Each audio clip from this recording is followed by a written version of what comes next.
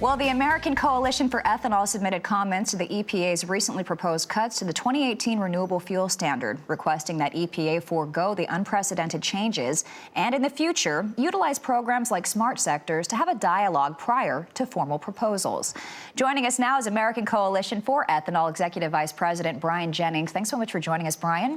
And what would be different if EPA had the Smart Sectors program up and running prior to issuing the proposed renewable volume obligations for 2018? Well, good morning, Christina, and thank you for having me on.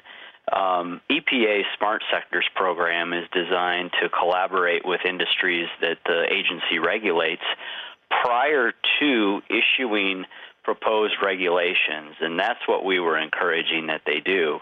Now, thankfully, since EPA has proposed some of these cuts to the renewable fuel standard, several senators were engaged with the agency and were able to get some commitments and some concessions out of EPA Administrator Pruitt that he won't go down the road of making some of the cuts and doing some of the steps that would be harmful to us. And so that's progress on our part. Well, what are you hopeful to see moving forward with the Smart Sectors program?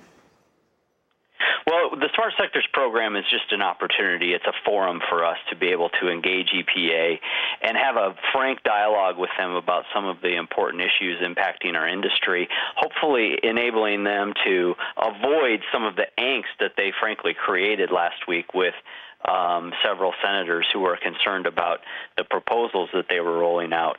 EPA Administrator Pruitt sent a letter on Thursday promising not to allow exports on RINs on exported renewable fuel, promising to reject moving the RFS point of obligation to gas station owners, which would have been horrible.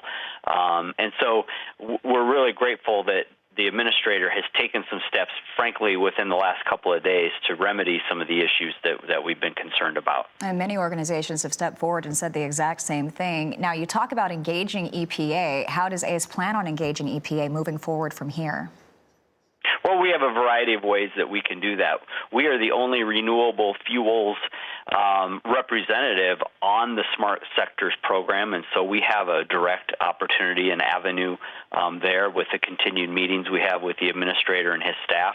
We will be submitting comments to them, formal comments on all of the proposed rulemakings they have, and that's something that we all do, and we'll encourage engagement through Congress. One of the best ways to frankly help steer EPA in the right direction is to continue to work with senators like Joni Ernst of Iowa, Chuck Grassley of Iowa, the Midwestern congressional delegation that really supports renewable fuels. So we have a variety of tools at our disposal to engage the agency.